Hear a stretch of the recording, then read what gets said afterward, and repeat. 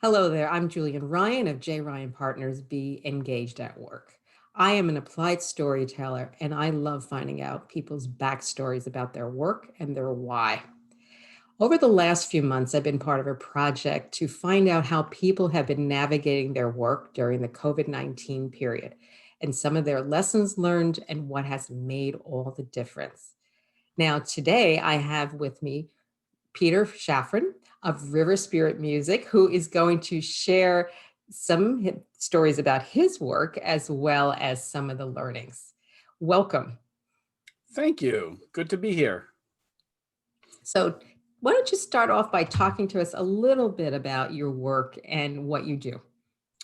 Well, I'm the executive producer of River Spirit Music, which is my actual banner behind me, not just a virtual background, which was from our festival we did 2 years ago or last year. And so I produce concerts in the last 6 months. They're all virtual. In the past 10 years, they were actual people in the seats. Mhm. And so at the beginning of March, when the world changed, pandemic-wise, we decided to do something about it and tried to figure out a way to help the artists continue to produce concerts. So, tell me a little bit that what's the mission originally in your work? What was the core thing behind what got you into this business? The core word is community. Hmm. We when I say we, it's not the imperial we, it's my wife and I, Paula. Hmm. And Paul and I became a part of a music community here in Westchester, and we decided that what we would do is figure out a way to broaden that community, to bring artists from around the country and actually including from around the world into our little community here and expose their music to a wider audience. And so we started that out with coffee houses and house concerts, and have Hmm. since expanded to producing festivals and summer concert series and concerts at different venues around the Westchester. Yes, and that's what I was going to just say for everybody who's listening in. It's we live very close to the Hudson River, and that's one of the beautiful spots in New York, and you really brought it to life. So then in your hero story about your work, something happened. So in February and March, life changed. Exactly. And tell me a little bit about what was going on in your work right before that and what you had to do to pivot and switch. Well, in the middle of March, we had our whole schedule of concerts, and it just so happened coincidentally that the artists that were going to play at our house on March 22nd were doing a promo on a radio station, and they invited me to come and sit in and promote the show. Mhm. And that night we went out to dinner afterwards, and on the TV above our table was an announcement that the NBA had just canceled their season, Mhm. and because of the pandemic. And then the next day it was Broadway, and the next day it was South by Southwest, and the dominoes just continued to fall. And it was my unenviable position at that point to have to cancel and make a phone call to every one of my Mhm. artists that we had to cancel. And this couple who we had dinner with, I just didn't want to cancel it, and it was only 10 Mhm. days away, and the government was saying you can have gatherings of under 50. Mhm. And so I said to my wife, we can still do this. And she said, I'm not having 50 people coming into our house.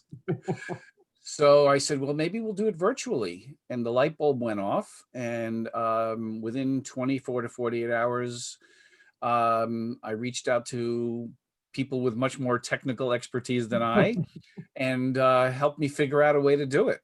And within a couple of days, we got it done. And I then announced on YouTube and Facebook and Instagram and email that we were going to do our first virtual concert.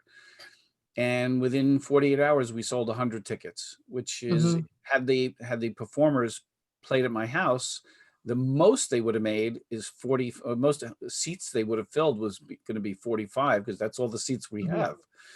So here they were making almost 3 times as much as they were going to make, and we cobbled together stuff and put it together, and that was our first concert. And the next couple of days, I got phone calls and emails from other artists and other venues saying, "How did Mhm. you do that? Can you help me do it?"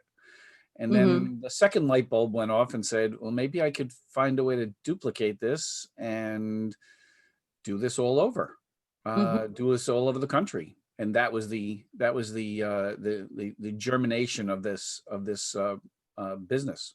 Mhm. Can you tell us a little bit more about what the bigger light bulb was? Sure.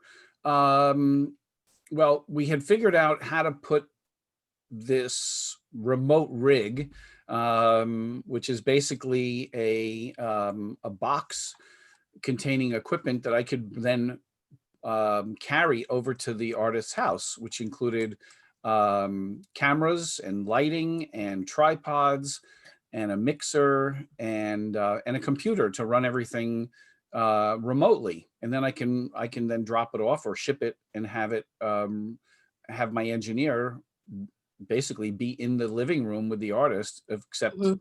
remotely.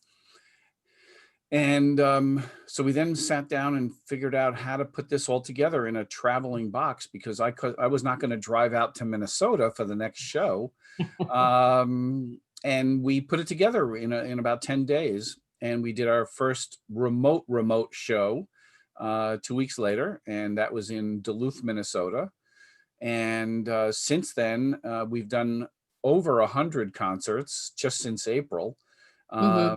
in Minnesota and Massachusetts and California and New Orleans and Chicago. I Mhm. mean, all over the country, this box has been traveling. Right now, as we speak, it is somewhere on a truck, on a FedEx truck, but shall be delivered this afternoon in Nashville for our. Wow. We have a concert tomorrow night in Nashville. So it's been wonderful, and really what it does is it gives the artist an opportunity to do something more than you see Mhm. out on the internet, which is 90% of which is just okay. Mhm. With people doing things into Zoom or doing it into their laptop, and doing a kitchen table concert or a living room concert Mhm. with just okay sound and okay lighting and okay video. And we're providing everything in either 4K or 8K. We now bought Mhm. a new camera, an 8K Mhm. camera, and we're doing it in 360, which nobody else is doing.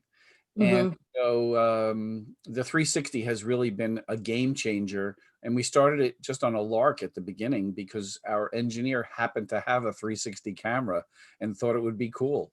And now that's the real selling point, because it differentiates the artist from the multitude of hundreds and thousands of people who are doing videos, but not doing it in 360. Yeah. So when I've described your business, I've been saying it's kind of like he's sending engineers in a box. Absolutely. And Absolutely. it's a compelling analogy. So tell everyone also, not you've mentioned kitchen tables and venues and gardens, but where some of the more unusual places because of this technique you've been able to show up. Well, the coolest thing recently was just October 23rd. So just a couple of weeks ago, we did a house concert. I shouldn't say a house concert, a concert on a sailboat. Yes. And that was a woman who I've been trying to get to play our house concerts for years, who then finally reached out and said, "I'd love to do a concert with you guys. What do you think about doing it on a sailboat?" And I said, "It would be great. I love that." Mhm. And it was filmed in both in HD and in 360, and it Mhm. was on her boyfriend's boat in an inlet off Fire Island. And it was beautiful weather, and you could hear Mhm. sometimes you could hear the birds and Mhm. seagulls, and you can hear the waves lapping. It was just incredible, and so that was the coolest thing we've done so far. um, and we have another show coming up next Friday night, with a guy named Happy Traum, And Happy, for those people who don't know who Happy is, Happy was a fixture on the Washington Square Park and Greenwich Village folk revival scene in the early 60s, Oh, and wow. then became a legend in Woodstock. Mhm. And most people don't know who he is if they're not in that folk revival world, but musicians know who he is. And so he's doing a show from the historic Bearsville Theater in Woodstock, uh, Mm. who was very kind to let us use their stage to do this. And he brought in, we filmed it in advance so we can do some Mhm. editing. And it was with a beautiful, a wonderful guitarist named Cindy Cash Dollar, who's got a wonderful name as well, but she's a master steel guitarist who's won dozens of awards, including Grammy Awards. And John Sebastian, who people Oh. will remember from Loving Spoonful. Mhm. Probably many more people will know him as the guy who wrote Welcome Back, Cotter's theme song. Ah, yes. Oh, yes. Although That's a throwback. he doesn't like to tell people that that's what his claim to fame is, but I think more people know him because of that. And it was just wonderful. And Happy then gave us a memory lane trip, a trip down memory lane, Mhm. with slides and videos of his time with Bob Dylan and Dave Van Ronk and all these wonderful people in the early 60s, all the way up into the 70s. So yeah. And this is such a great example of learning, like trying something in real time. Sometimes choices are limited, sometimes it's, do or die, but we're figuring this out as we go. Like we're not recording this multiple times today. We're doing it one time with flubs and mistakes, and you're learning and you do it better the next time. And Absolutely. we're constantly learning and taking some chances. And I like the word you use, community, because I think that's such a big part of my work with storytelling and creating communications with people. But one of the things I've noticed when I've watched your videos of your concert, and especially in the boat, it's the intimacy. It's finding what's a possibility of what we weren't able to experience if we were sitting in a chair. We could see the something being strung, and strummed on the chords, and just a bigger view into that experience and how the artist is really talking to us, whether we're sitting there in real time or not, and how much detail goes into these concerts. So I Absolutely. do like that. And so tell me more about community. So you have a screen, you have people, you're doing 360. What are some of the things you've learned about how to create a sense of intimacy and performance? Well, the first thing we realized is the 360 camera, actually both cameras, but especially the 360 Hmm. camera, um, gives you the ability as an audience member to Hmm. actually be in the home Hmm. with the artist, because in 360 you can turn to the left and you can turn to the right and you can turn around. So it's kind of weird in a little bit, because you're being invited into somebody's home and you could look at all the tchotchkes in the back of their house. And we always tell our artists, make sure you clean your dishes and you don't have a sink full of dirty dishes. But it gives you an extra added sense of who the artist is, because 99% of the time, well, 100% of the time before this, you were seeing Hmm. them on a stage. Now you're seeing them in their own environment. And most of the people are playing in their houses, in their homes. And so you're seeing them in their environment. You're seeing what they have on the walls. You can see their awards sometimes. Hmm. You can see what kind of hats they wear, their caps. Hmm. But it really brings you into the home. Um, the other thing, in terms of the immediacy and the connection in terms of community, is that at a concert, you may be sitting, if you're lucky enough, or if you want to be lucky enough, you can sit in the first row if you buy the tickets way in advance. Hmm. With this, you're always not only in the first row. With an HD camera, you're always in the first row, but with a 360 camera, you're actually in the stage, Hmm. or on the stage. And what we discovered is that we can have the 360 camera only a few feet away from the artist, so that you can feel like you're reaching out and touching the Hmm. artist. And that gives you such a sense of Mhm. intimacy that you can't get anywhere else. Mhm. Um, Going back to the community aspect is in our concerts on the right hand side, like in everything, other media, there's a chat box. Mhm. And so all during the concert, people who haven't seen each other at concerts for the last 8 months, Okay. 9 months, or whatever, they get a chance to say, "Oh, Julienne, I haven't seen you in so long," and there's a whole stream of "Hi, Mhm. how are yous" before the concert, during the concert, and some shows, including a show we're doing in December, where we're doing a post-concert reception. So Mm. we're gonna take a Zoom session that is only for ticket holders, and the artist will get a chance to engage directly with her audience. And speaking about audience, the one Mhm. other thing in terms of community that um, the silver lining, if you will, Mhm. in this necessity to do Mhm. virtual concerts is number one, people can see their favorite artists that don't necessarily tour all the way Mhm. around the country or all the way around the world. So Mhm. they can see somebody one on one that they would ordinarily not be able to see. But the other thing is, there's a large portion of the population that are infirm, or they Mhm. are unable to travel, or they're unable to walk up a flight of stairs for a Right. concert, or down so the mobility aspect allows a whole community of people um, who haven't been able to go to concerts, who can now sit in the first row. And that also applies to not only the elderly and infirm, but also a young couple, let's say, who are, have two little kids at home, and Mhm. now they'd have to Mhm. hire a babysitter and drive Correct. into the city and park. And, it's a $200, $300 night before they're done. Well, Mhm. now for $25, they can sit right in the first row together on the couch and put on their 360 goggles and have at it. Mhm. So And that I is think really, yeah.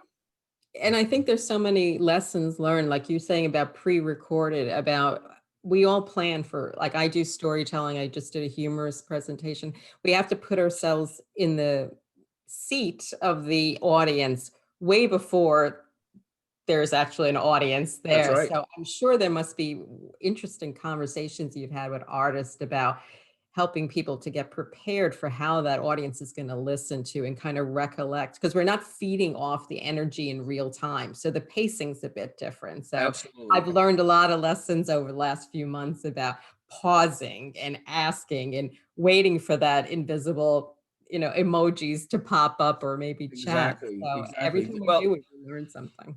I tell people to, if they don't already watch, to watch Stephen Colbert, Mhm. or somebody like that who is doing jokes and a monologue, Mhm. audience laughing in the background. And that's got to be really tough, It is. delivering a joke and waiting for the response, and there is no Yeah. response. Um, at least Colbert lately has been having his wife in the background, so you can hear a giggle in the background. And we tell our artists, if you can, at least Mhm. keep one person in the room, so at least you get some response. Mhm.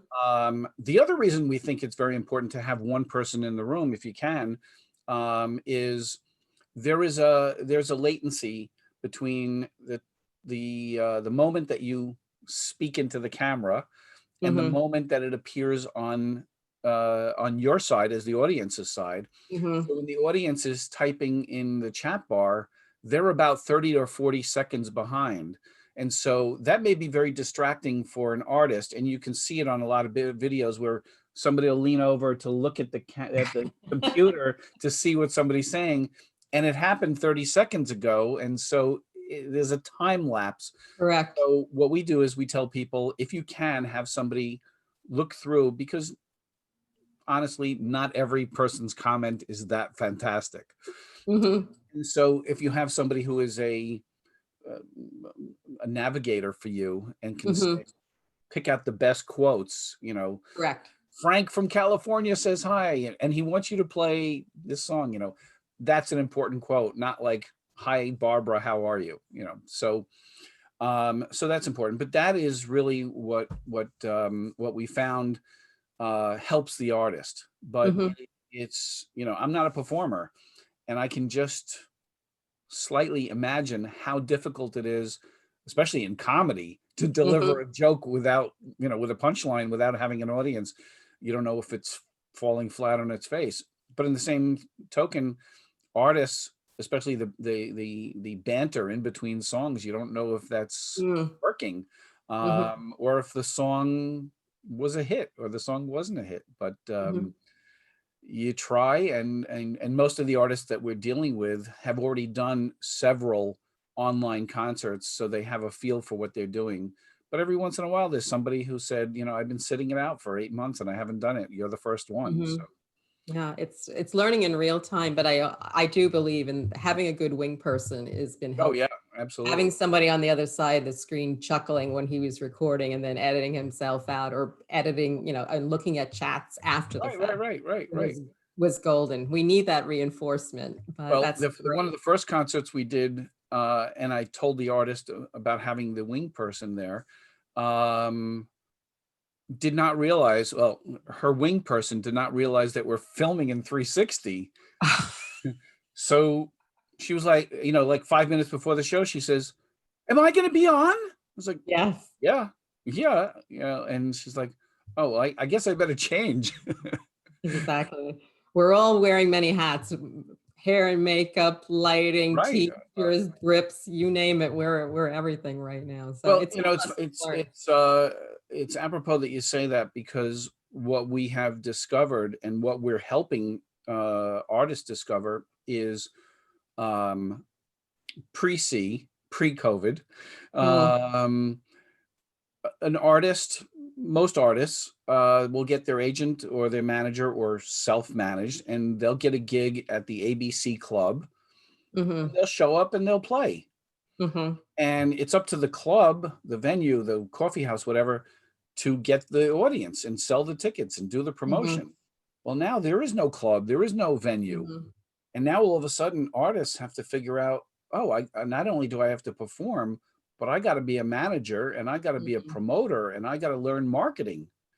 And there are some people who maybe instinctively know how to do it, or they've learned how to do it, but everybody's got to do it now. yeah, I And agree. so and for some people it's a very steep learning curve. Some Mhm, people just get it, but it isn't easy, mhm, and it takes a lot of work. And I've told some artists, um, in a very, at least I try not to be condescending. What do you do during the day? And if you don't have a second job, if this is your primary job, mhm, then you need to work 8 hours on marketing. That's mhm, your job now, or maybe 6 hours, and you do a couple of hours of of rehearsal or whatever, learning new mhm, songs. But now promotion is part of your job as an artist if you want to survive. Um, and that also becomes a learning situation for, especially for a young artist, mhm, post COVID. A venue is now going to say to the artist, well, what did you do during the war? mhm. What did you do I during know. the pandemic?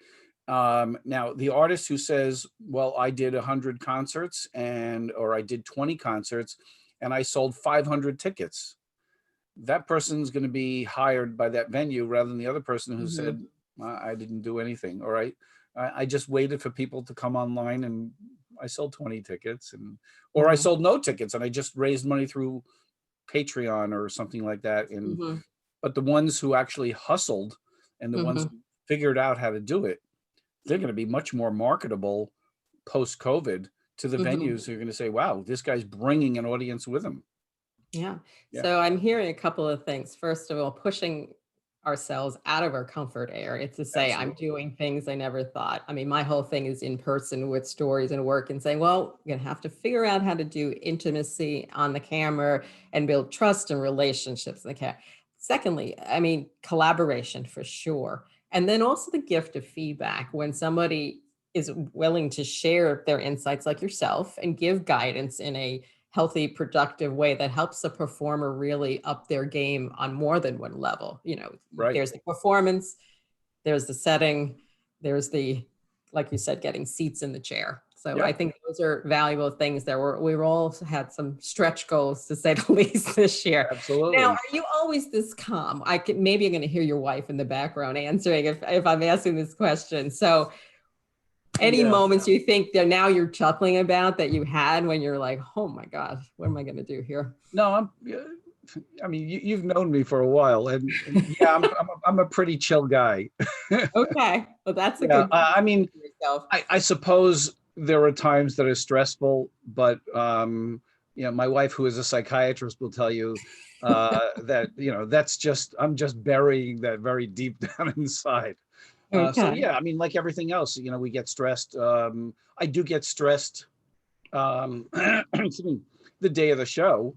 Hmm. You know, just to make sure everything is going right, and you know, all the wires are there and all the cables are Hmm. plugged into the right thing, and you know, until it goes live, you never Hmm. know if it's going to really happen. And you know, it's like live TV. That's why, you know, live TV is such a cool thing, because you can Hmm. see the blemishes and you can see the Hmm. mistakes and you can see the flubs, but that's part of being human. Hmm. And that's really one of the wonderful things about live, whether it's live television or live shows, is, you know, you get to see, you know, all the good and all the bad. You know, Hmm. we've all been to concerts. Well, I don't know about all, but many people have been to concerts where a performer will sing a song, and all of a sudden, after the second line, they just forget the words, or they sang the wrong chorus, or the, you know, whatever, and it's like, could we do that again? But Yes. it's live, so Yes. you know, and we've seen it in our shows, and I've seen it live. So I mean, but that's so much more human. Hmm. And you know, we can all go to Spotify or Pandora and Hmm. iTunes and listen to this, to the album, but to Hmm. get to see the person right there doing it, Hmm. warts and all, as they say, that's really the human element that we think is great, and one of the reasons that that it's been so successful. Well, I thank you. So, one, two final questions. Basically, what's next? Because you mentioned a few artists. Want to maybe say what's the next place you're going to be at and where we can find you? Sure. Well, I'll just say that we've pivoted again. So Mm. while we're still doing these individual concerts, we've been focusing for the last couple of months in figuring out a way, which we have now, to put this platform into venues. Mhm. So when the venues are allowed to open up, and as they are in many states, they can only open up with 25% or 30% Mhm. occupancy. And so we're going into these venues to say, we'll give you our equipment and we're doing it for free. And we'll install this equipment for you. So now you can sell 50 tickets with butts in the chair, Mhm. but now you can sell 500 seats virtually, and hopefully make up enough money on the virtual side to make up for the 50 people who are not coming, who are not eating your food, and who are not drinking your alcohol, which is where most clubs are Yeah, making yeah. their money. So we're offering these opportunities for clubs to survive. Mhm. There was a recent study done by the General Accounting Office that, as a result of COVID, something like 90% of venues are in danger of being out of business. I believe it. And so if we can throw a lifeline to and we have done, we've thrown a lifeline to a business to say, stick with us for another couple of months and we'll be able to do this and go back to having a concert a month or a concert a week or a concert a day, because now you Mhm. have the equipment, you have the ability to do it. And that's been a wonderful thing, because the venues are the lifeblood of the industry. If we don't have if we don't have venues, where are people going to play? Mhm. So that's been our main focus in the last couple of months. So Yes. riverspiritmusic.com is where you can see us. www.riverspiritmusic, all one word.com. River Spirit Music is also part of Musae, and you can see other concerts on Mhm. musae.me, Yes. musae.me. Tomorrow night we have Jamie Harris live in 360 from Nashville. Next Friday night, Happy Traum. And our concerts range from pop, rock, folk, blues, bluegrass, klezmer, world music, Hmm. and everything. Mhm. I don't think there's anything we haven't touched yet. We're working with an artist and a manager who's going to bring us into the world of hip hop and rap, which we haven't touched yet. Wow. Okay. Um, and for those people who are familiar with Fish, I'll just tell you that we have a concert coming up on December 12th with a great local band called The Dude of Life, the Dude of Life Band. And people who are Fish fans, that's Phish for those older people in the population. So Fish is a jam band, and the Dude of Life is a guy named Steve Pollock who lives right here in Westchester, and he was roommates in college with Trey Anastasio, the leader of Fish, and wrote many of the early Fish songs. And so he has a band consisting of mostly people from here in the river towns in Westchester, and it's called the Dude of Life Band. And so you can see that on our webpage. That's going to be a great concert. Well, you definitely bring a lot of joy to everybody in this big music mashup and bringing the whole globe together. So I'm Julienne Ryan. I want to say thank you again for everyone who's listening in at Be Engaged at Work. And check me out on LinkedIn and Facebook and jryanpartners.com. And well, also check out my book that just came out, The Learned in Queens Communications Playbook, Winning Against Digital Distractions. So check it out. It's a lot of fun. It's a long title, a short book full of wit and wisdom about what works when we're communicating on our phones and in our digital environments. So to everybody, I want to wish you stay safe, be well, and listen to music. That's the best way we can get through these next few months. Okay, cheers and thank you, Peter. Thank you. Thank you for having me.